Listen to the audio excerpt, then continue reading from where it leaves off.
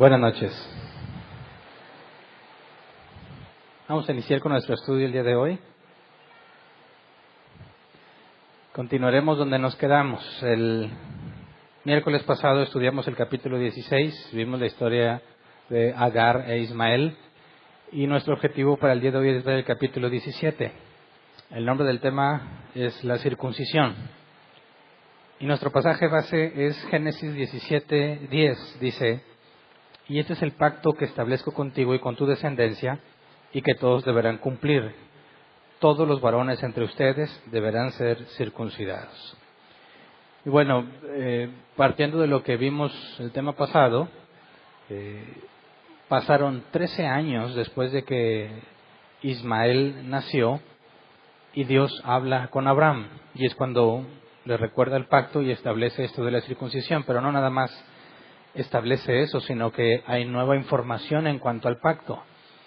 Sabemos que Dios ha recordado en distintos momentos de la vida de Abraham, a partir de los 75 años que salió de Harán, ha estado recordándole el pacto, pero en este capítulo revela más información. Así que empecemos a leer en capítulo 17, versículo 1 y 2. Dice: cuando Abraham tenía 99 años, el Señor se le apareció y le dijo: yo soy el Dios Todopoderoso. Vive en mi presencia y sé intachable. Así confirmaré mi pacto contigo y multiplicaré tu descendencia en gran manera. Ahora, cuando dice que se le apareció, estamos hablando de una teofanía, ¿verdad? No nos da descripción de qué fue lo que Abraham vio, pero se le apareció. Así que Abraham estaba viendo alguna forma que reconoció como Dios, ¿verdad? Y Dios le dice: yo soy el Dios Todopoderoso, ¿verdad? Entonces, me imagino yo que a simple vista no podría saber quién era. Pero en el capítulo 18 vamos a ver que hay 3 varones que vienen a visitar a Abraham. Y uno de ellos, Abraham reconoce que es Dios. Así que, aunque no nos dice qué forma era la que vio, sería algo que, puesto que el relato no lo explica, no se habría espantado, no se habría asombrado. Debería ser algo natural para él. Pero bueno, no podemos saberlo. Lo que sí sabemos es que en el próximo capítulo se aparece en forma de hombre o varón. Luego dice: así confirmaré mi pacto contigo. Y cuando dice que así confirmaré mi pacto, está hablando de algo que ahora Dios le está demandando. Él dice: vive en mi presencia y sé intachable. Así confirmaré mi pacto. Así que ahora hay una demanda. Dios le está pidiendo a Abraham que sea obediente. Ahora, no se lo había pedido en ningún momento antes.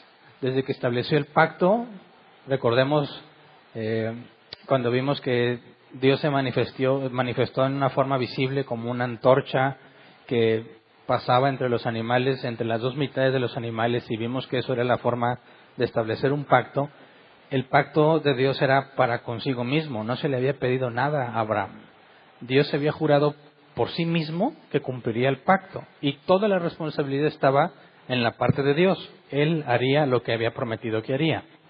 Pero aquí le pide obediencia. Ahora, recordemos que a Abraham se le contó la fe como justicia, ¿verdad? Sabemos que Abraham fue salvo porque su fe fue contada por justicia. Y eso demuestra que no fue salvo por obras. Así que ahora, cerquita de los 100 años, a los 99 años, con todo este tiempo que ha pasado, ahora Dios le demanda obediencia. Así que tiene que ver algo particular. Yo creo que tiene que ver con la forma en la que Abraham ve a Ismael y las conclusiones que él sacó desde que tomaron la decisión de que tuviera un hijo con Agar. Pero lo vamos a ver un poco más adelante. El punto es que no se le está demandando nada antes del pacto, sino después de. Eso indica que esto que se le está pidiendo a Abraham es consecuencia del pacto que fue establecido y no la razón por la cual se estableció el pacto. Y eso es importante que lo tengamos en cuenta, porque al momento en que Dios elige a Abraham, no lo eligió por las cosas que hacía. Sin embargo, después de establecer el pacto, ahora sí lo demanda. Pero sigamos leyendo, en versículo 3 al 8. Al oír que Dios le hablaba, Abraham cayó rostro en tierra, y Dios continuó: este es el pacto que establezco contigo.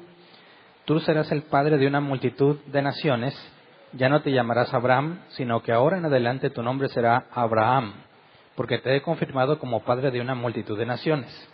Te haré tan fecundo que de ti saldrán reyes y naciones. Estableceré mi pacto contigo y con tu descendencia como pacto perpetuo por todas las generaciones. Yo seré tu Dios y el Dios de tus descendientes. A ti y a tu descendencia les daré en posesión perpetua toda la tierra de Canaán, donde ahora andan peregrinando, y yo seré su Dios. Así que ya sabíamos que Dios le iba a dar la tierra por heredad, ¿verdad? Aquí se nos agrega la información de que es algo perpetuo. Y cuando nos dice que Abraham cayó rostro en tierra, la palabra cayó en hebreo, nafal, puede traducirse como acostarse, o sea, algo voluntario, o como caer, ¿verdad? Ahora, pensemos en otras veces en que Dios se ha manifestado a algunos hombres, y ha sucedido, como el caso más claro de Juan al escribir Apocalipsis, que cayó ante Dios. Entonces, por eso la NBI pone que cayó, pero se puede traducir como acostarse. De hecho, la Reina Valera 60 dice que Abraham se postró, como si fuese algo voluntario. Pero la NBI parece indicar lo que sucede en otros casos, que hay algo que indica que el individuo pierde fuerza y se ve forzado a caer ante Dios. Ahora, Abraham ya conocía el pacto, ¿verdad? Pero hay más información. Se le demanda obediencia y además le cambia el nombre. Abraham significa padre exaltado y Abraham, padre de multitudes. Entonces, cuando le demanda obediencia y le cambia el nombre, es una referencia a lo que sucede con nosotros hoy en día con cualquier persona que nace de nuevo. Fíjate bien, muchas veces se nos acusa del tener el eslogan salvo siempre salvo. Y yo estoy dispuesto a afirmar que claro, salvo siempre salvo, pero no en el sentido de la acusación. Porque quien nos acusa de eso, a los que aseguramos que la salvación no se pierde, al decir salvo siempre salvo, aseguran que tú podrás vivir toda una vida de pecado y mundanidad y como quiera te vas a salvar, ¿verdad? Es una total mala interpretación de la doctrina que profesamos. Nosotros aseguramos lo que la Biblia dice, que la fe sin obras es muerta. Es decir, no estamos diciendo que porque recibiste fe ya te vas a salvar, sino que la fe tiene que estar acompañada de obras. Las obras son consecuencia del nuevo nacimiento. Y fíjate bien que a Abraham se le demanda obras, obediencia, y se le cambia el nombre, y esa es la alusión al nuevo nacimiento. Por eso Pablo concluye en 2 de Corintios capítulo 5, versículo 17, dice, por lo tanto, si alguno está en Cristo, es una nueva creación. Lo viejo ha pasado, ha llegado ya lo nuevo. Así que esta idea del nuevo nacimiento y de un cambio radical en el individuo no es algo que se inventó en el Nuevo Testamento, ¿verdad? Sino que Dios mismo lo está expresando a Abraham. Le está pidiendo obediencia y le cambia el nombre. Ahora, ¿por qué no se lo dijo desde la primera vez? Porque desde que salió de Harán no le dijo, ya no te vas a llevar a Abraham, sino a Abraham. ¿Por qué no hizo eso desde el principio? Bueno, sabemos que la revelación de Dios es progresiva. Y Dios no revela todo lo que tiene planeado, sino conforme va pasando el tiempo, va revelando cosas que no había revelado antes. De manera que tienen un sentido distinto para el que las escucha, sobre todo en este tipo de relatos. Para Abraham resulta que en este momento del tiempo y con lo que ha pasado, ahora está en capacidad de comprenderlo. Antes no lo hubiese comprendido. Es decir, Abraham tiene un problema y Dios le está demandando obediencia, como consecuencia de haber sido declarado salvo por medio de la fe.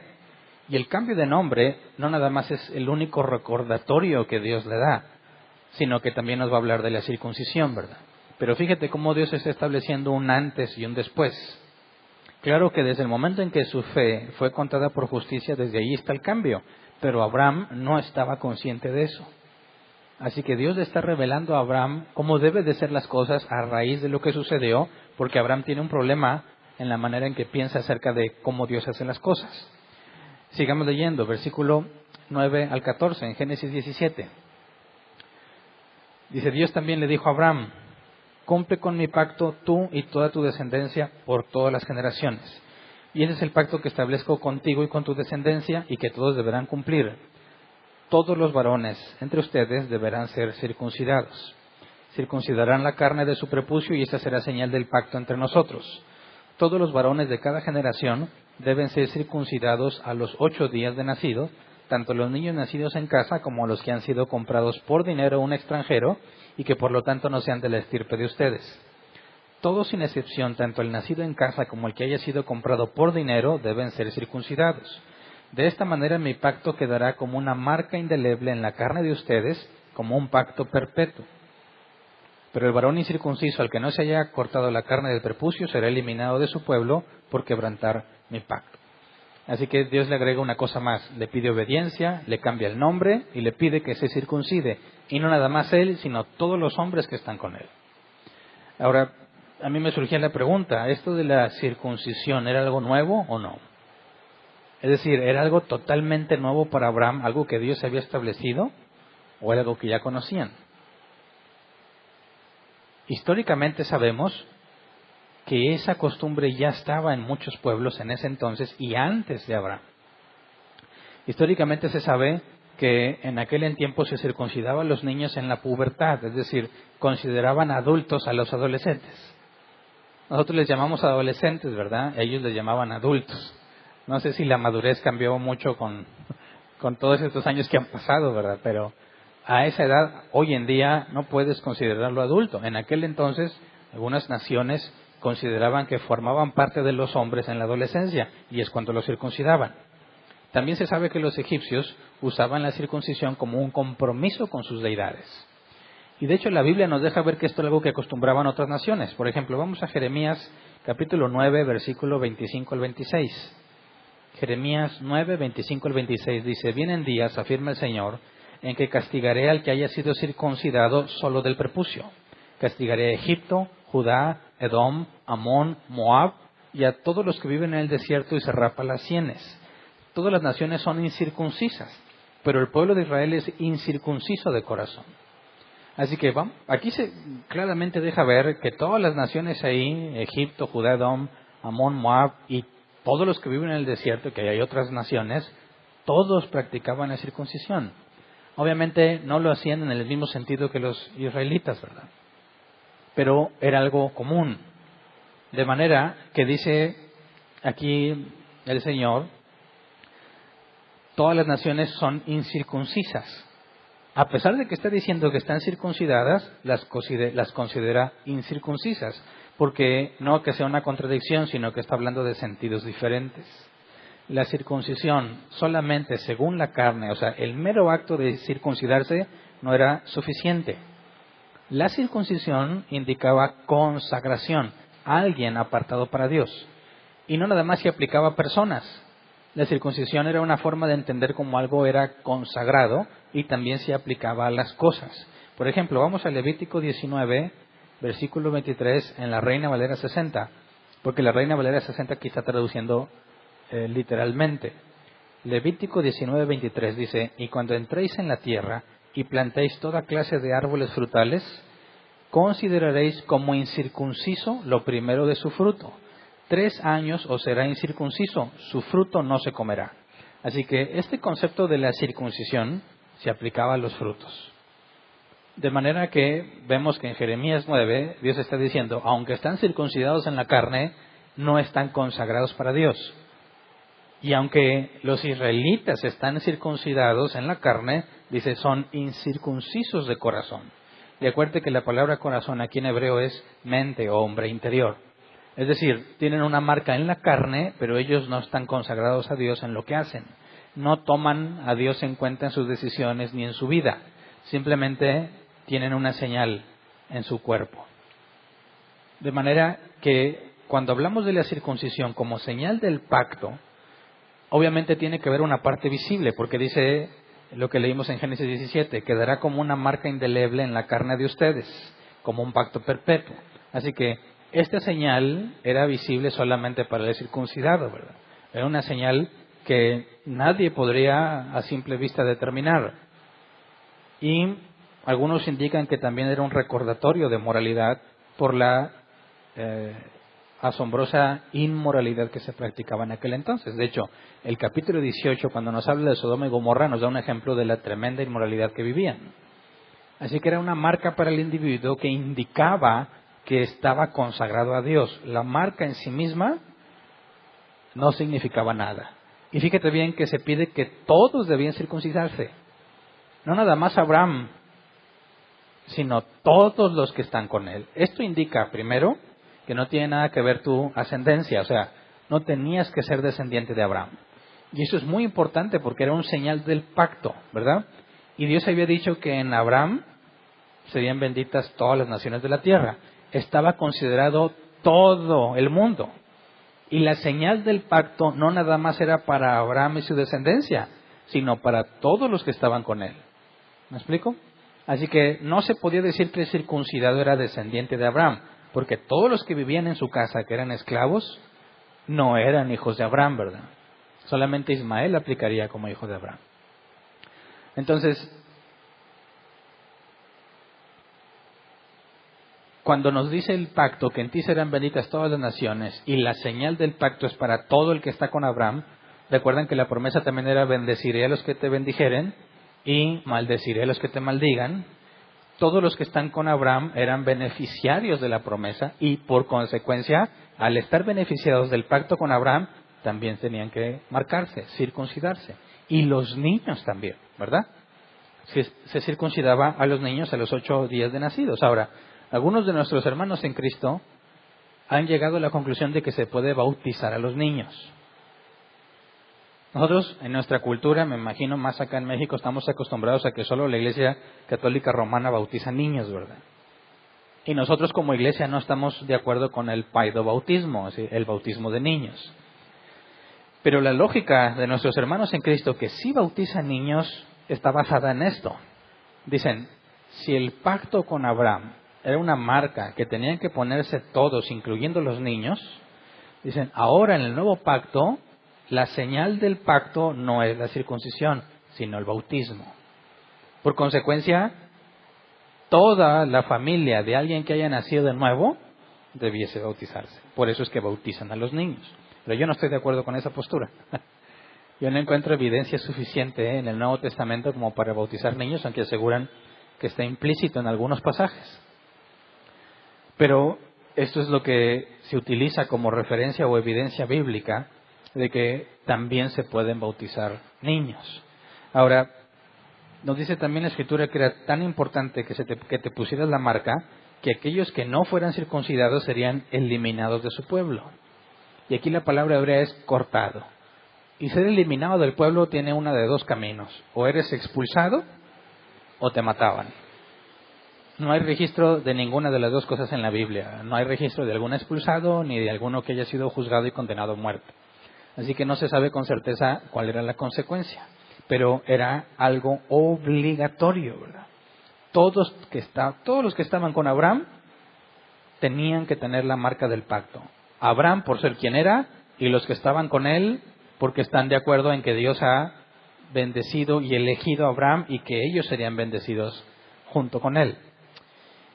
Y bueno, y después de esto, Dios se refiere a Sarai. Ha estado hablando de Abraham, ¿verdad? Del pacto, de lo que va a hacer con su descendencia y de que le cambie el nombre. Pero también su esposa está incluida en el plan. Vamos a Génesis 17, versículo 15 y 16. También le dijo Dios a Abraham, a Sarai, tu esposa, ya no la llamarás Sarai, sino que su nombre será Sara. Yo la bendeciré y por medio de ella te daré un hijo. Tanto la bendeciré que será madre de naciones y de ella surgirán reyes de pueblos. Ahora, Sarai o Sarai y Sara provienen de la misma palabra hebrea que es Sar. Y la palabra Sar se traduce como príncipe, jefe o gobernante.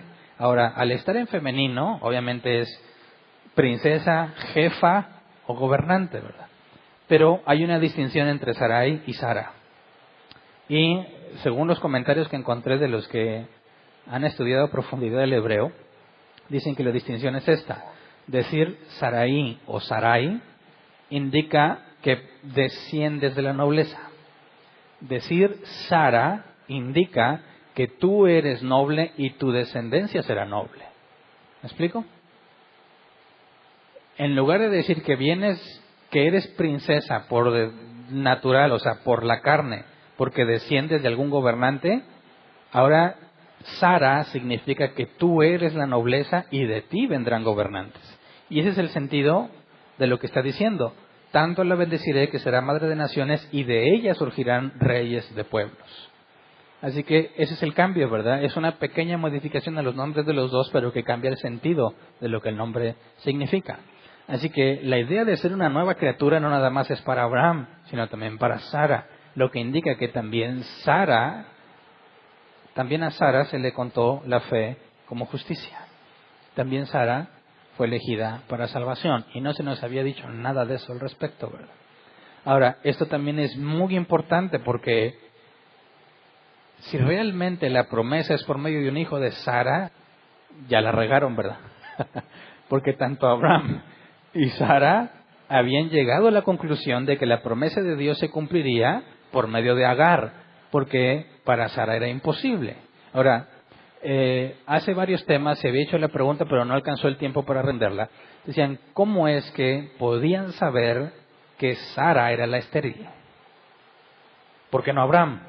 ¿Verdad? Si no hay exámenes médicos, si no hay estudios de fertilidad, ¿cómo podrían detectar que la del problema era Sara en lugar de Abraham, verdad? Y es una excelente pregunta. Así que eso se resuelve con el contexto histórico. Sabemos, Abraham sabía que Sara era estéril, pero ¿qué información tenía para llegar a tal conclusión? De hecho, en aquel entonces jamás se consideraba a los hombres estériles, solo las mujeres, porque al desconocer todo el proceso de la fertilidad y la concepción, no tenían idea del papel fundamental que tiene la mujer en procrear hijos. Ellos históricamente veían a la mujer como una incubadora y al hombre como el portador de la semilla. Ante la lógica de la semilla y la tierra, el hombre y la mujer, lo que la mujer hacía era hacer que la semilla germinara con las condiciones necesarias. Así que se consideraba que el hombre jamás por ningún motivo podía ser estéril. Si un hijo no venía al mundo es porque la incubadora fallaba. Porque si la mujer, observando los días, porque también se tenía en cuenta la menstruación, si se consideraban los días de la mujer y la mujer era fecundada, decían, lo único que resta es que esa incubadora funcione.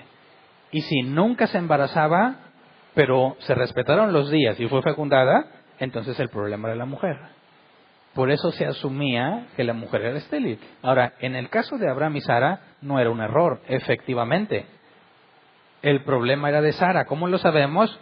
Porque Abraham tuvo a Ismael, ¿verdad? ¿Sí me explico? Entonces, no es que le fallaran y la estaban juzgando mal. En este caso, era correcto. En los demás casos, quién sabe, ¿verdad? En aquel entonces había rituales y había muchas cosas. Por ejemplo, hervir el cabrito en la leche de su madre. Una de las prohibiciones a los israelitas era para pedirle a los dioses que pudieran tener un hijo. De hecho, era tan grave no poder tener hijos que eran consideradas como mujeres malditas y eran normalmente excluidas de la sociedad. Por eso, el hombre que estaba casado con una mujer estéril tenía un problema con la sociedad porque estaba unido a una mujer maldita y lo mejor que él podía hacer era separarse de ella.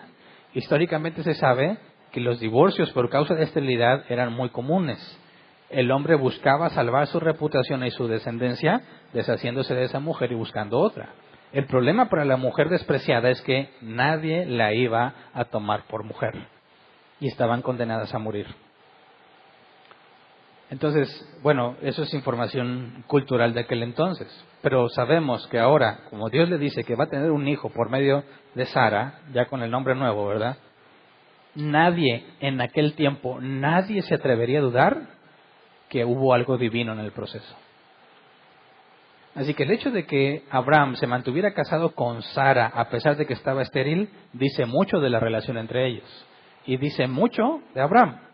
Ahora, ¿qué clase de mujer era Sara que todo Egipto se asombró de su belleza? Entonces Abraham estaba casado con una mujer muy bella pero estéril y no la dejó, no sé si nada más por lo bella o alguna otra razón, ¿verdad? Pero nos dice mucho de ellos. Era un matrimonio visto como conflictivo, algo fuera de lo normal, porque nadie en su sano juicio seguiría casado con una mujer estéril. Así que Abraham también tuvo paciencia en ese aspecto, aunque hasta este punto no sabía que era por medio de Sara que iba a tener un hijo. Así que esto le debe caer como una bomba a Abraham, porque el Dios le está informando algo que no le informó antes. La promesa que te hice no tiene nada que ver con lo que hiciste con Agar. Desde el principio estaba planeado que sería un hijo de Sara. Ahora, por eso es importante ver la reacción de Abraham. Génesis 17, versículos 17 y 18. Dice, entonces Abraham inclinó el rostro hasta el suelo y se rió de pensar, ¿acaso puede un hombre tener un hijo a los 100 años y Sara ser madre a los 90? Por eso le dijo a Dios, concédele a Ismael vivir bajo tu bendición. ¿Te fijas la mentalidad de Abraham? Tiene a Dios manifestado ante él, ¿verdad? Dios le dice, yo soy el Dios todopoderoso. ¿Y qué es de lo que duda Abraham? De que sea todopoderoso. Porque dice, ¿a poco a mi edad y a la edad de Sara, además de que es estéril, acaso va a suceder eso? Y se ríe frente a Dios. ¿Qué mentalidad tiene Abraham? La mentalidad de que Dios está limitado por las leyes de la naturaleza que Él mismo instituyó. Abraham está convencido que la decisión que tomaron para con Agar era la mejor, porque era la única forma en la que podían tener un hijo. Y por eso le dice, concédele a Ismael vivir bajo tu bendición. Es decir, fíjate esta actitud que raya en lo arrogante. Dice, te voy a dar un hijo a través de Sara, y se ríe. No se puede. Bendice a Ismael. Está tratando de hacerle una corrección a Dios. Está diciendo, Dios, no, eso no se puede. Tu bendición debe ser para Ismael. Él es mi hijo, mi único. Porque aparte, si te fijas, le está prometiendo un solo hijo de Sara. Y Abraham tiene un solo hijo, que es Ismael. Así que le hace esta corrección. Bendice a Ismael. No me estés hablando de cosas imposibles. Ahora, ¿cómo responde Dios? Porque cuando dice aquí que Abraham se rió, la palabra hebrea es sakak, y se traduce como risa. Y luego leamos versículo 19 al 21, lo que Dios le contesta. Dice, a lo que Dios contestó, pero es Sara tu esposa la que te dará un hijo, al que llamarás Isaac. Yo estableceré mi pacto con él y con sus descendientes como pacto perpetuo. En cuanto a Ismael, ya te he escuchado, yo lo bendeciré, lo haré fecundo y le daré una descendencia numerosa. Él será padre de 12 príncipes. Haré de él una nación muy grande. Pero mi pacto lo estableceré con Isaac, el hijo que te dará Sara de aquí a 1 año por estos días. Ahora, la palabra Isaac es Yiscak. Reír, lo que hizo Abraham, reír es Sakak. Isaac es Yiscak. Vienen de la misma raíz que es reírse, pero Yiscak se traduce como él ríe. O sea, haciendo referencia a la reacción de Abraham cuando le dijo que iba a tener un hijo de Sara. Ahora, esto me sorprende mucho, porque habla de la omnisciencia y la omnipotencia de Dios. Sabemos, no de este texto, ¿verdad? Sabemos de la Escritura que desde antes de la fundación del mundo, Dios eligió para salvación, ¿verdad? Así que la información que se le está dando a Abraham, aunque es nueva para Abraham, está definida desde la eternidad. Desde la eternidad, Dios había decidido elegir a Abraham. Y desde la eternidad, Dios había definido que se llamaría Isaac, el hijo de Abraham. ¿Y por qué se llamaría Isaac? Porque Abraham se iba a reír cuando se enterara, desde la eternidad. Ahora, ¿cómo le hace Dios para llegar a este punto donde se cumple a la perfección? Que Dios le dice a Abraham, Abraham se ríe y le dice, por eso desde la eternidad sabía y decidió Dios que se llamaría Isaac. ¿Cuál es el control que Dios tiene sobre todas las cosas? Las organiza de tal manera que se cumple a la perfección lo que Él estableció. Acuérdate, no es que Dios haya ido al futuro a ver lo que pasó y luego lo ordenó. No tiene sentido que haya ordenado algo que ya sabe que va a pasar, ¿verdad? Sino que cuando Dios ha dicho que algo va a pasar es porque Él lo va a hacer. Y tal es el control de Dios sobre la creación y sobre nosotros, a pesar de que Abraham toma malas decisiones, a pesar de que Abraham tiene cierta libertad, ¿verdad? Porque todos tenemos libre albedrío, pero eso de libre no es correcto. Está limitado y dominado por nuestra naturaleza pecaminosa. Tendemos de continuo al mal, dice la Escritura. Así que, considerando todas las cosas posibles que pudieron haber pasado, que Abraham pudo haber hecho, Dios trazó un camino que se cumple a la perfección. De manera que Dios dijo, se llama Isaac, porque en el momento del tiempo en que Abraham, después de haber experimentado todo lo que ya sabemos que experimentó, le va a dar risa enterarse de que su mujer va a dar a luz. Entonces, el nombre Isaac nos debe siempre traer a la memoria la omnipotencia, la omnisciencia y la sabiduría de Dios. Acuérdense que sabiduría es saber cómo, ¿verdad? Saber cómo hacer las cosas de manera que se cumpla. Entonces, le dice, mira, a Ismael lo voy a bendecir, pero mi pacto viene por Isaac. Es decir, Dios está haciendo distinción entre dos hijos. La misma distinción que va a hacer después con los hijos de Isaac, ¿verdad? Esaú y Jacob. La Escritura nos dice, a Jacob amé, pero a Esaú aborrecí. Es lo mismo que está sucediendo aquí. A Ismael lo va a bendecir, pero no fue elegido para salvación. La salvación viene por medio de Isaac. El Mesías viene por medio de Isaac. Así que Dios está eligiendo a los cristianos, bueno, no a los cristianos, sí, a muchos. No les gusta esta idea de que Dios haga distinción. Dicen, mi Dios ama a todos por igual. Eso no es cierto. A Jacob amé, a Esaú aborrecí. Y aborrecí en hebreo es lo opuesto a amar. Así que Dios está haciendo distinción y ha decidido que sea por medio de Isaac. De manera que el milagroso nacimiento de Isaac indica que no es la descendencia natural de Abraham, porque el descendiente natural era Ismael.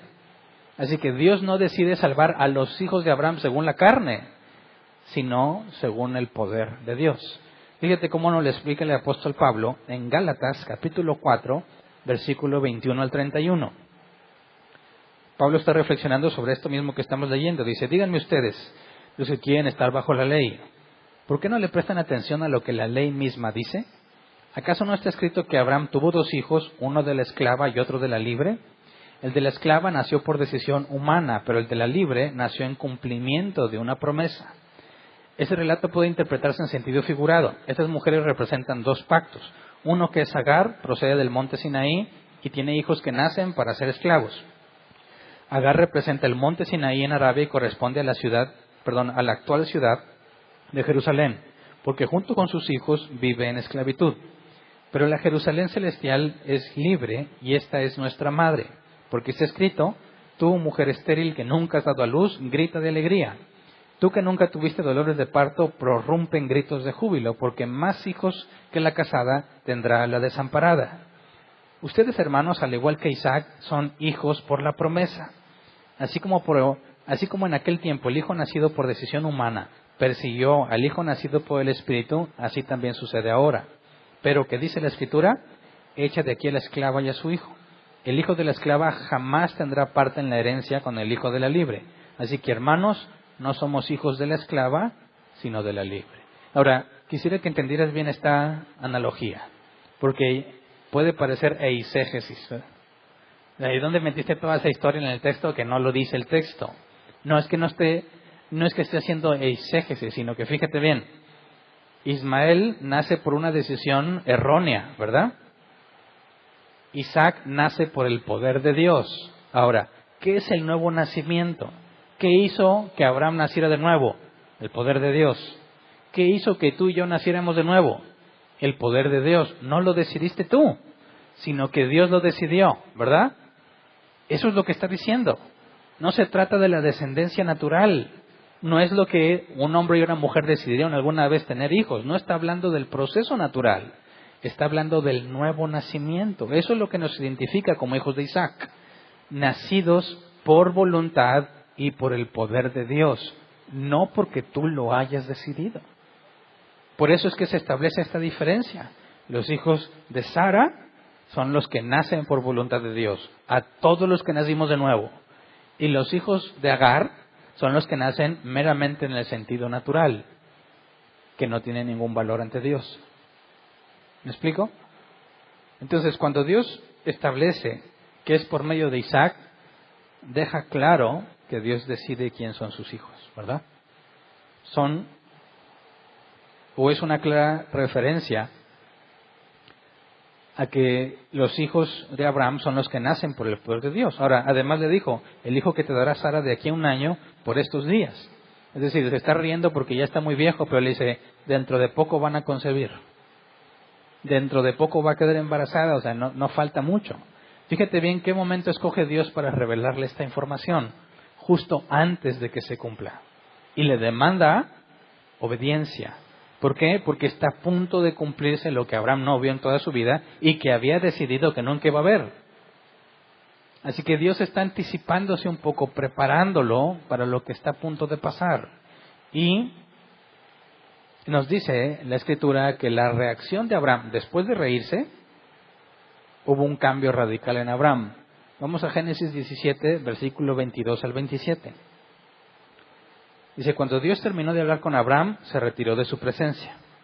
Ese mismo día Abraham tomó a su hijo Ismael, a los criados nacidos en casa, a los que habían comprado con su dinero y a todos los otros varones que había en su casa y los circuncidó, tal como Dios se lo había mandado. Abraham tenía 99 años cuando fue circuncidado, mientras que su hijo Ismael tenía 13. Así que ambos fueron circuncidados el mismo día, junto con todos los varones de su casa, tanto los nacidos en ella como los comprados extranjeros. Así que dejó de dudar y se puso a obedecer. Dios le pidió obediencia, le dijo que circuncidara a él y a los de su casa, y inmediatamente, ese mismo día, lo hizo. Ahora imagínate la reacción de los esclavos, ¿verdad? ¿Que me vas a hacer qué? Por eso era importante saber el contexto histórico de si la circuncisión era nueva o no. Porque ¿cómo le explicas a todos los de tu casa lo que les vas a hacer si fuese algo nuevo? Ahora, siendo sus esclavos no tenían de otra más que aceptarlo, pero como ya era algo común en toda esa zona, todos captaron perfectamente de qué se trataba.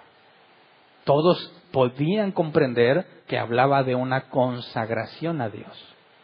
De manera que todos estaban obligados a servir al Dios de Abraham. Por eso es importante que supiéramos que no era algo nuevo y que la gente iba a batallar, pero a ver qué significa esto, por qué, qué razón tiene. No, era una costumbre común que todos tenían en claro lo que significaba. Indicaba pertenencia a, en el caso de los niños que pasaban a la adultez, o consagración a, que en este caso, al Dios de Abraham. Ahora, fijémonos cómo el apóstol Pablo nos explica estos últimos versículos del capítulo 17. Vamos a Romanos 4, versículos 18 al 25. Romanos 4, 18 al 25. Dice, contra toda esperanza, Abraham creyó y esperó, y de este modo llegó a ser padre de muchas naciones, tal como se le había dicho, así de numerosa será tu descendencia. Su fe no flaqueó, aunque reconocía que su cuerpo estaba como muerto, pues ya tenía unos 100 años, y que también estaba muerta la matriz de Sara. Ante la promesa de Dios no vaciló como un incrédulo, sino que se reafirmó en su fe y dio gloria a Dios, plenamente convencido de que Dios tenía poder para cumplir lo que le había prometido. ¿Te das cuenta? No es que desde la primera vez que Dios le dijo, vas a tener un hijo por medio de Sara, no es que lo creyera de inmediato, ¿verdad? Porque se rió y le dijo, mejor bendice a Ismael. No, sino que después de que Dios habló con Abraham, ahora sí, dice que estaba totalmente convencido de que Dios tenía poder para hacerlo. Y esa es la definición de fe. Dios lo persuadió. ¿Me explico? Fue lo primero que Dios le dijo, yo soy el Dios Todopoderoso. Y fue lo primero que Abraham dudó. Pero después de ese encuentro con Dios, Abraham no siguió su vida normal, ¿verdad? Fue persuadido por Dios y se puso a obedecer a pesar de que en lo natural era imposible que sucediera. Así que está obrando confiando en lo que Dios dijo. Y eso es exactamente lo que los cristianos hacemos hoy en día. Vivimos confiando en que Dios va a cumplir lo que dijo. Dice el versículo 21, plenamente convencido de que Dios tenía poder para cumplir lo que había prometido. Por eso se le tomó en cuenta su fe como justicia. Y esto de que se le tomó en cuenta no se escribió solo para Abraham, sino también para nosotros, Dios tomará en cuenta nuestra fe como justicia, pues creemos en aquel que levantó de entre los muertos a Jesús nuestro Señor. Él fue entregado a la muerte por nuestros pecados y resucitó para nuestra justificación. Ahora, pregunto yo, dice aquí una distinción. Nosotros creemos por Jesús nuestro Señor, ¿verdad? Sabemos que fue crucificado. Pero ¿Abraham conocía de Jesús? No. ¿Tenía una remota idea de lo que iba a pasar en la cruz? No. ¿Lo hizo confiando en la cruz? No. ¿Sabía que iba a morir para limpiar sus pecados? No. Nada de eso había sido revelado. Entonces, ¿en qué tenía fe? En lo que Dios ha dicho. ¿Y cuál es la diferencia con nosotros? Ninguna. Nosotros tenemos más información de cómo Dios va a llevar a cabo la salvación. Pero estamos confiando en exactamente el mismo Dios. ¿Me explico? El hecho de que Abraham no tuviera el detalle que ahora tenemos, no significa que su fe es distinta a la nuestra. Es lo mismo. He escuchado esta pregunta. Ahora nos salvamos por medio de Cristo. ¿Y antes? Pues es lo mismo. La salvación desde el principio, desde el primer hombre justo que narra la Biblia, desde Abel, ha sido por medio de Cristo, pero no había sido revelado que sería de esa forma. La fe en Dios es el medio de la salvación. El cómo la llevó a cabo fue revelándose conforme pasó el tiempo, pero es exactamente lo mismo. La justicia de Cristo fue puesta en Abraham. Y el pecado o el sufrimiento que toleró Jesús en el Calvario era lo que merecía el pecado de Abraham, y el mío, y el tuyo, y el de todas las personas que son salvas. Fue puesta en Cristo. Todavía no se revelaba que así sucedería, pero es exactamente la misma fe, y así como nosotros somos salvos por medio de la justicia de Cristo, también sucedió lo mismo con Abraham. Es decir, no hay distinción. El Evangelio siempre ha sido el mismo, aunque no estaba revelada toda la información que hoy tenemos. ¿Me explico? Entonces, así como Abraham, nosotros tenemos que vivir igual. Dios le dijo, debe ser obediente. Le da una instrucción y Abraham se pone a obedecer. Vimos que la demanda de obediencia fue la consecuencia de haber nacido de nuevo. Nosotros también somos obedientes, buscamos agradarle a Dios por lo que ya hizo en nosotros. No al revés, de que Dios decidió salvarnos por lo que hicimos por Él. Eso es absurdo y eso es antibíblico. Así que el eslogan de salvo siempre salvo es un error. Es cierto, la salvación no se pierde, porque si Dios desde la eternidad decidió que tú serías su hijo, ¿quién va a poder frustrar sus planes? ¿Quién va a poder evitar que el Todopoderoso haga lo que se propuso hacer? Pero, si realmente naciste de nuevo, va a haber obediencia en tu vida. Si no hay obediencia y aseguras que naciste de nuevo, estás loco y te engañas a ti mismo. No es cierto. La fe sin obras es muerta. Jesús explicó claramente que al árbol se le conoce por sus frutos. El árbol bueno no da mal fruto y viceversa. Así que, salvo siempre salvo, sí. Pero si alguien vive como si no lo fuera, nunca nació de nuevo. La fe que Abraham tuvo es la misma que Dios nos concedió a nosotros. Y lo que se le demanda a Abraham es lo mismo que se nos demanda a nosotros: obedecer a Dios. Así que si Abraham confió en Dios a pesar de todo lo que tenía en su contra, a nosotros no se nos ha prometido un hijo, ¿verdad? Se nos ha prometido la glorificación. Y nuestro problema no es la vejez, ¿verdad? Ni la esterilidad. Nuestro problema es nuestro pecado. Y si para Abraham a sus ojos era imposible que Dios pudiese hacer algo por la situación, para nosotros es exactamente igual. Es imposible que por medio de nuestras obras nos salvemos, pero obedecemos confiando en que Dios tiene el poder para salvarme, así como dice Pablo, con el mismo poder que resucitó a Jesús entre los muertos, con el mismo poder que hizo que Sara, vieja y estéril, tuviera un hijo, y con el mismo poder que dijo, sea la luz, y fue la luz. La confianza que tenemos en nuestra salvación no se basa en nosotros ni en lo que hacemos, sino en lo que Él ya hizo. Así que vamos a ponernos de pie y vamos a orar.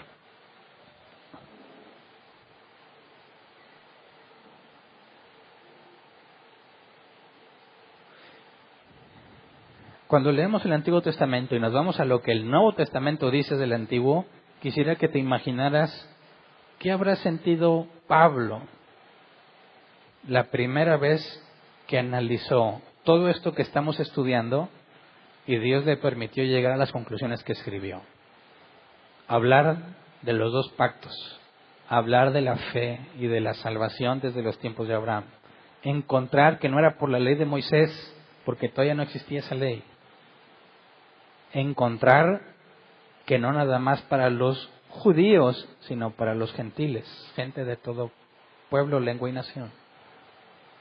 Yo no sé qué experimentas tú cuando entiendes algo, pero debería ponerte feliz. Deberías estar que explotas por dentro cuando Dios te permite conceder cosas que, según Pablo, estuvieron ocultas por siglos, pero que Dios se los ha manifestado a quienes los ha llamado amigos. Así que tenemos mucho que agradecer independientemente de lo que nos esté pasando, porque a pesar de lo que nos está pasando, podemos confiar en que Dios va a cumplir lo que se propuso. Y la Escritura dice que a los que eligió, a esos llamó. A los que llamó, santificó, y a los que santificó, glorificó. Si empezó la obra en ti, la va a terminar a pesar de ti. Y eso es suficiente para vivir agradecidos, ¿verdad? Así que vamos a orar. Señor, queremos darte gracias por tanta paciencia que nos has tenido, así como se le manifestaste a Abraham, Señor. A Abraham le dijiste muchas veces el pacto, y Abraham seguía olvidándolo o considerando que era imposible de realizarse. Lo mismo nos pasa muchas veces en la vida, Señor. Nuestras malas decisiones, nuestro pecado a veces nos lleva a concluir que es imposible que podamos ser tus hijos.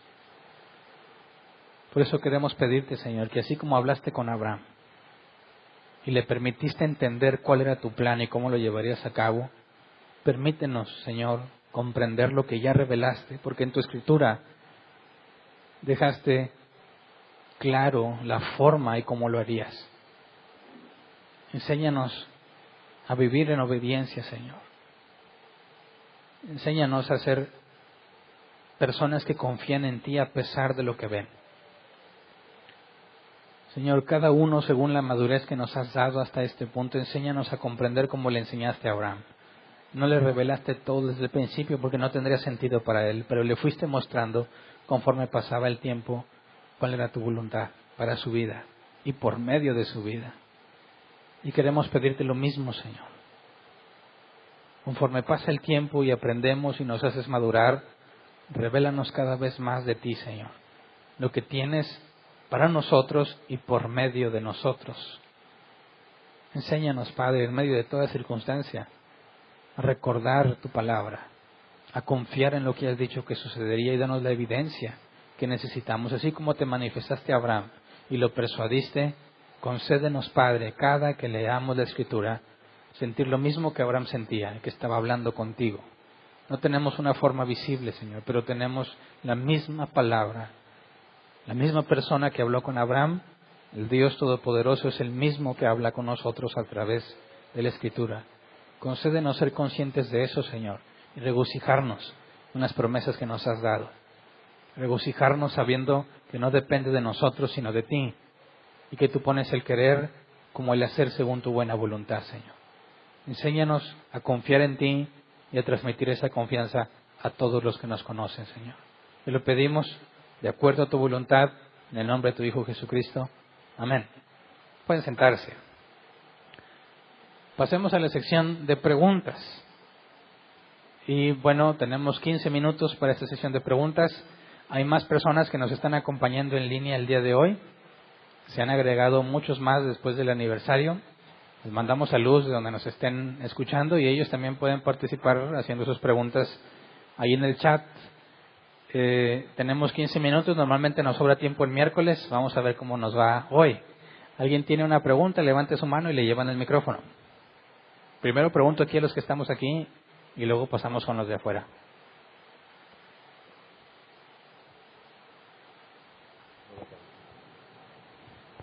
Buenas noches. Buenas noches. Sí, tengo la duda de lo que mencionaste acerca de Sara. de cómo sabían que era estéril. O sea, al último no entendí, ¿verdad? A la conclusión que llegaste, creo que fue porque tuvo a Ismael, pero antes de eso, ¿cómo sabían? O sea, sí, supo cuando tenía Ismael, pero antes de eso creo que ya sabía que era estéril. Ok. Antes de eso, es decir, ellos no dudaban de que un hombre fuera estéril. La conclusión de todo el mundo es que el problema era de la mujer. Así que a Abraham nunca le pasó por su mente que él fuera estéril. Y cuando tuvo a Ismael, se confirmó la idea general, ¿verdad?, de que el problema era Sara. Yo lo que digo es que nosotros sabemos que efectivamente Sara era el estéril porque Abraham tuvo hijo con Ismael, ¿verdad? Perdón, con Agar, y tuvo a Ismael. Ya lo cambié. Entonces, eso no significa que siempre tenían la razón, ¿verdad? Muchas mujeres que estuvieron casadas con hombres estériles sufrieron injustamente, ¿verdad? Se les acusó de esterilidad cuando ellas no eran las estériles. Pero fíjate lo que pasaba, porque eran despreciadas. Si por alguna razón volvían a casarse y tenían hijos, no determinaban que el hombre era el problema, sino que la maldición se había quitado. O sea, siempre la llevaba de perder la mujer. Ok, gracias.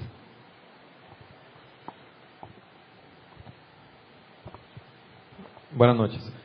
En la época de Noé y los primeros eran muy longevos, ¿no? Duraban muchos años y tenían hijos hasta muy elevada edad. ¿Por qué Abraham a los 99 le pregunta a Dios por que qué? Ya es mucho. Sí, eran en aquellos entonces podían tener hijos hasta muy alta edad, ¿verdad? Sí, bueno, la Biblia no lo especifica, pero si pudiese, bueno, hay una explicación plausible. Es decir, considerando que el diluvio fue universal, después de que todas las aguas se secaron y lo que provocó el diluvio, tuvo que haber habido un cambio climático global, ¿verdad? Muchas cosas debieron haber sido cambiadas. Ahora los animales son carnívoros y los humanos también. La dieta es muy distinta, ¿verdad? De manera que las condiciones de clima, de alimentación y los factores de la opresión por parte de otros seres humanos iban disminuyendo la calidad de vida del individuo. Todo eso tuvo como consecuencia en una expectativa menor de vida. Pero aunque él se considera a los 99 años muy viejo, vamos a ver que todavía vive un buen como para tener 7 hijos más. Entonces, es la única forma de explicar cómo es que no eran tan longevos, partiendo de la información que la Biblia da. A otros aseguran que fue algo que Dios hizo, ¿verdad?, para reducir la maldad, de manera de que para contener la maldad de los hombres le redujo la vida. Y utilizan algún pasaje que lo leímos anteriormente, que serán sus días 120 años, ¿verdad? Y algunos consideran que esa era la restricción, pero ya vimos que eso no tiene nada que ver con la edad, sino con el tiempo en el que vendría el diluvio. Entonces, por eso me parece que la ruta que tenemos, de acuerdo con la Escritura y las conclusiones que podemos sacar, es por todos los cambios que se presentaron después del diluvio. Gracias. ¿Alguien más? ¿Ahí hay dos? Sí, buenas noches. Pastor, los versículos que nos presentaron, creo que es en Romanos, donde alcanzo a percibir o a ver un Abraham, más o menos dice así de que creyó que Dios era todopoderoso, que era poderoso para hacer lo que le había prometido o cumplir la promesa, y le fue contado por justicia. Eso, pastor, en cierta parte o en cierta manera me parece a mí como que se contrapone, por eso pido tu aclaración, porque en el capítulo 15 que acabamos de leer dice que creyó Dios a Abraham y le fue contado por justicia. Pero luego en el 16, ese mismo Abraham que Romanos nos lo presenta como ese hombre que creyó que Dios era poderoso, pues parece ser que en el capítulo 16 no confiaba tanto en el poder de Dios, porque le hizo caso a la esposa y tuvo algo que ver con la sierva, con Agar. Lo que nos menciona en Romanos acerca de Abraham, pastor, no está diciendo que Abraham haya sido un hombre perfecto, un hombre que no cometió errores. O sea, el que diga le creyó y le fue contado por justicia, no nos está hablando de que fuese ser perfecto y que nunca se equivocó, porque me hace como que me parece que se contrapone un poco con lo que hace Abraham en el capítulo 16 con Agar, siendo que lo acaban de mencionar, que le creyó a Dios, y Romanos dice que creyó que era todopoderoso. Eso me choca un poquito en mi mente. ¿Cómo explicarlo? Que tendrías que considerar con detalle qué es lo que creyó. Porque cuando se le revela en Hechos 15, le dice, tendrás muchos hijos, ¿verdad? Una descendencia numerosa. Pero no le dijo cómo, ¿verdad? Y cuando le creyó a Dios ahí, cuando fue persuadido, es que tendría descendencia. Así que cuando se involucra con Agar, sigue con la misma confianza que tenía en que tendría hijos. Pero Dios no le había revelado el medio en el cual tendría hijos. Así que cuando le da esta nueva revelación, lo primero que hace es dudar, exactamente como en Hechos 15, ¿verdad? Que dudaba de que Dios le pudiera dar descendencia. Cuando le da esta nueva información, Dios lo persuade de nuevo, porque ahora la información es mayor y es más difícil de creer que la primera. De manera que no hay ninguna contradicción, ¿verdad? Conforme Abraham va conociendo más del plan de Dios, requiere ser persuadido de esa nueva información. Y es lo que ha ido pasando. Y el punto máximo es cuando le dice que ofrezca a su hijo como holocausto. Sí, gracias. En Génesis, pastor, ¿qué mencionaste de Hechos? Pero es Génesis. Gracias. Sí. Vamos con las preguntas en línea. Una pregunta dice que si Ismael e Isaac fueron enemigos. Bueno, no hayamos llegado a ese punto en la Escritura, pero lo leímos, nos adelantó un poco el apóstol Pablo, que dice que Ismael persiguió a Isaac. Y lo que sabemos del relato de Génesis es que le hacía bullying, se burlaba de él y eso. Así que el bullying no es nuevo, está registrado en la Biblia desde ese entonces. Ok. Otra pregunta dice, ¿por qué parece que Dios apoyara el machismo? Bueno, si te fijas, en la cultura la mujer era totalmente despreciada. Y por eso yo quise leer aparte cómo Dios considera también a Sarai para cambiarle el nombre a Sara. De manera que en esa cultura se esperaría que la promesa fuese con Abraham y que Dios hiciera el cambio de nombre a Abraham, pero nadie esperaría que Sarai también fuese considerada. Ahora, el hecho de que la Biblia registre cómo era la sociedad no tiene nada que ver con que Dios lo apruebe. De hecho, en el Nuevo Testamento se asegura que ante Dios no hace diferencia por sexo, ni por nacionalidad, ni por nada de ese tipo. Para Dios todos somos iguales. Y vamos a ver más adelante que lo que se toleró en aquel entonces, Cristo va a deshacerlo, ¿verdad? En cuanto a darle valor a la mujer, como cuando enseña a Marta y a María, su hermana, cuando habla con la mujer del pozo, ese tipo de cosas. Así que el hecho que la Biblia registre cómo era la cultura y la sociedad no significa que Dios lo aceptaba. Ok. Otra pregunta dice, ¿Dios no puede revelar quiénes son cizaña y permitir que sus pecados ocultos salgan a la luz para ir limpiando su iglesia? Bueno, Dios no tiene problemas en limpiar su iglesia, ¿verdad? Y Él siempre tiene en claro quién es trigo y cizaña, nosotros no. Y el hecho de que no nos lo revele, porque hay muchos que van a ser revelados y por eso está el proceso de disciplina, pero los que no, precisamente es para la edificación de los propios cristianos, que sepan defenderse, que sepan obedecer, que sepan señalar el error, que puedan mostrarse amor unos a otros. Si no tuvieras ese peligro, no habría mucho de la enseñanza del Nuevo Testamento.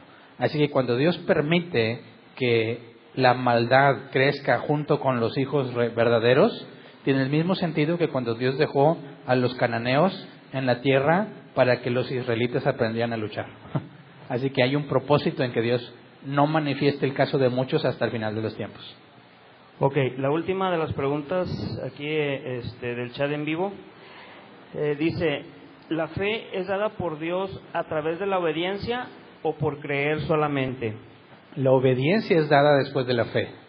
La Biblia nos dice que el hombre natural no entiende las cosas de Dios, no las puede comprender. Nos dice que de continuo hacemos lo malo, nadie busca lo bueno. Así que nadie va a obedecer para recibir fe, es imposible. Al contrario, cuando naces de nuevo por medio de la fe que se te dio, entonces es cuando empiezas a obedecer. Es cuando tus deseos son cambiados, tus pasiones son cambiadas, tus anhelos, tus obras, eso es lo que le llamamos conversión. Y esa es la evidencia del nuevo nacimiento. Así que es primero la regeneración y la fe antes que las obras. Ok. Bueno, acaban de llegar 2 preguntas. No sé si hay manera de... Bueno, ¿hay alguna otra pregunta aquí? La cuestión es, bueno, déjame, lo que pasa es que como vamos desfasados con un tiempo aquí, me gustaría dejar por lo menos una última pregunta de los de aquí para que pudiera... Para que dé tiempo allá. ¿Sí? Okay. Entonces, ¿podemos contestar estas o...? Sí. Ok. Dice... ¿Agar recibió una promesa igual a la de Abraham o diferente? Diferente. Dios le dijo que como quiera tendría mucha descendencia, ¿verdad? Y que estaría con Ismael.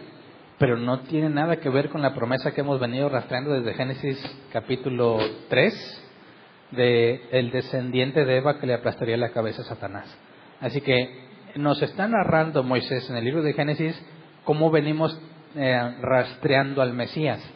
No nos da explicación de todo lo que Dios está haciendo con la demás gente. Así que la bendición para Agar y su familia para nada es la misma que la que recibe Sarai en Isaac.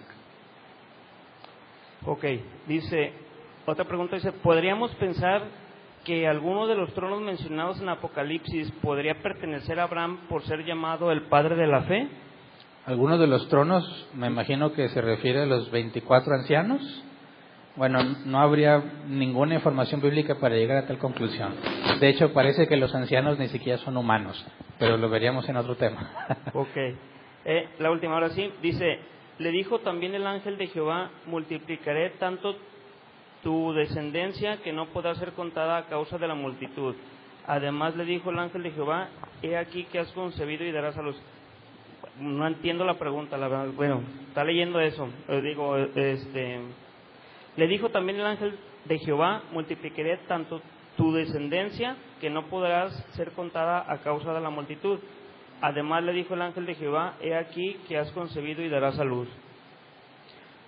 Pero eso de qué está hablando, bueno, habría que ver la cita, ¿verdad? Sí, es lo que te digo, no, creo que no es pregunta. Okay. Bueno, sería todo por el... Bueno, aquí había otra pregunta, ¿verdad? ¿Me ayudan con el micro, por favor?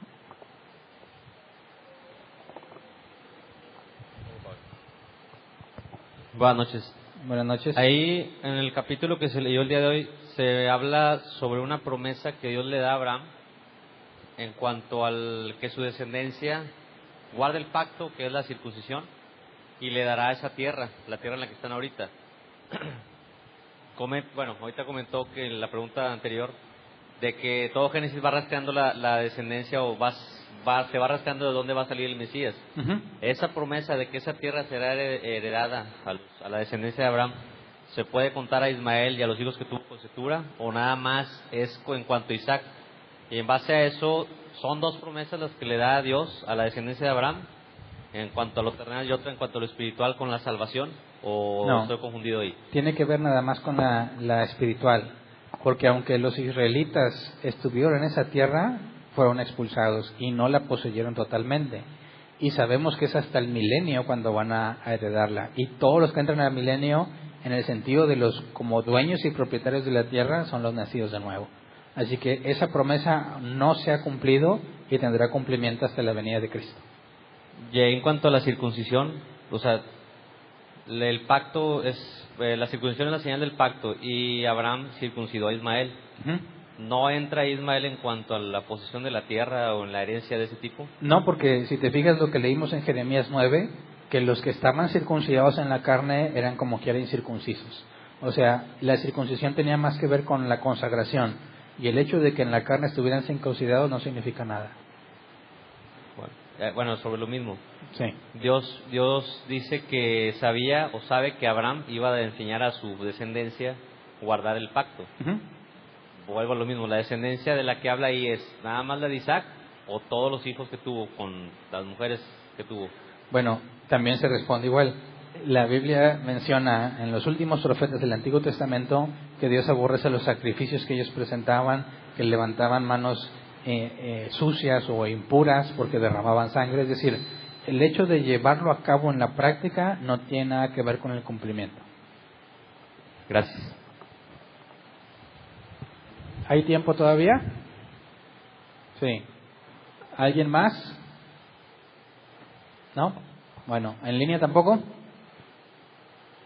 Bueno, acá hay una última.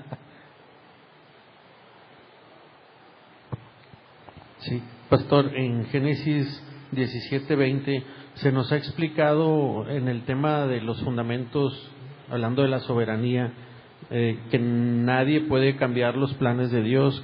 Creo que lo entiendo, pero en este versículo, Génesis 17:20, pareciera como que lo leo, dice, y en cuanto a Ismael, diciéndole Dios a Abraham, dice, también te he oído. La versión que presentan aquí en la pantalla menciona algo así como que un ruego, como que Abraham le rogó a Dios por Ismael. Inmediatamente dice, y aquí que le bendeciré y le haré fructificar y multiplicar. Pareciera ser, pastor, como que Dios tomó en cuenta la petición de Abraham por Ismael en esta versión o en la que presentan ahí. Eso que parece no es, o sea, no que Abraham mande a Dios o que Dios esté sujeto a Abraham, eso creo que sí lo entiendo, pero el texto como que da a entender, pastor, como que Dios toma en cuenta el ruego, la petición, la intervención, la intercesión de Abraham por Ismael. ¿Hay algo de eso en el pasaje? ¿O? Bueno, primero tenemos que recordar que cuando se habla de Dios siempre es en términos antropomórficos, ¿verdad? Como si fuese un humano, para que podamos entender lo que pasa. Y aparte tenemos en la Biblia lo que nos explica sobre la oración, que para que se cumpla tiene que ser de acuerdo a su voluntad. Además, si consideras la eternidad y la omnisciencia, sería imposible que Dios haga un cambio en ese momento del tiempo. Así que, aunque antropomórficamente esté hablando como si Dios lo hubiera escuchado, sabemos que por lo que la Biblia enseña y los atributos de Dios es imposible. Pero se le da a entender a Abraham lo que está pasando en términos que Abraham pueda comprender.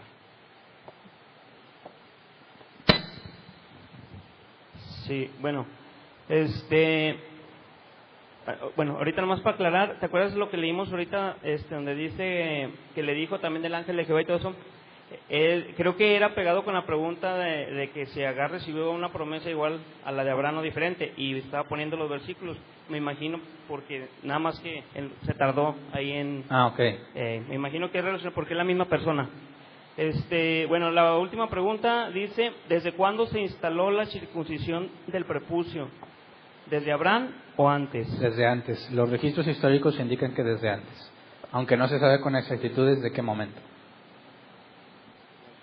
Muy bien, es todo, ¿verdad? Ok, ¿hay avisos? ¿No? Bueno, yo sí tengo 2 avisos que dar.